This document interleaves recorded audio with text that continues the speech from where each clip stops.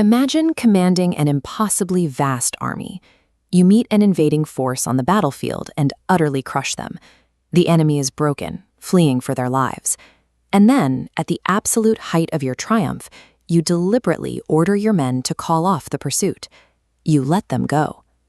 To understand why a victorious commander would make such a choice, we have to look at the landscape of 1190 CE. The Chahanamana territory in northern India was relatively secure until that stability was shattered by a sudden, deep military incursion from the west, led by Muhammad of Ghor. The invading Ghorid forces struck hard and fast, capturing the vital stronghold of Tabarhinda. Taking this fortress gave the invaders a critical foothold deep inside Chahanamana borders. Having secured the fort, Muhammad didn't leave his entire army to hold it. He garrisoned the position with a specific force, exactly 1,200 horsemen placed under the command of Ziauddin. This occupation created an immediate military friction. Reclaiming Tabarhinda required marching deep into territory that was no longer secure, against an enemy who had already proven they could strike fast and capture a major fortification. King Prithviraj Chauhan's response was immediate. He triggered a massive mobilization, calling upon his feudatories, including Govindaraja of Delhi, and aimed his coalition directly at Tabarhinda. Historian Farishta notes this was a staggering mobilization. To crush 1,200 horsemen, Prithviraj assembled 200,000 horses and 3,000 elephants. Moving this scale across India created immense logistical weight, a heavy, slow-moving force of nature. Originally, Muhammad of Ghor never intended to face this colossal coalition. His plan was conservative: capture the outpost, establish the garrison, and immediately retreat to his home base.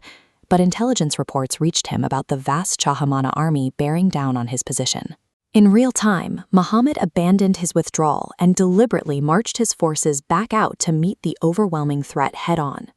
Ghor's abrupt decision to stand his ground rather than fall back to safety ensured that a simple border raid would escalate into a history-altering collision at Terrain. When the two armies finally collided, it was barely a contest. Under Prithviraj's command, the Chahamana coalition exerted utter tactical supremacy. They overwhelmed the Ghorid lines, turning the battle into a devastating, one-sided rout. The physical toll on the invaders was immediate.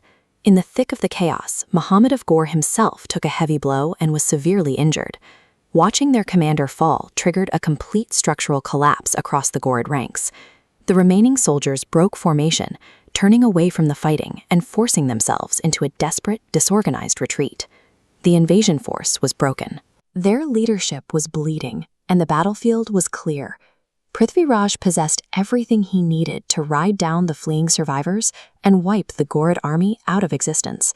But just as total destruction seemed certain, Prithviraj issued a shocking command.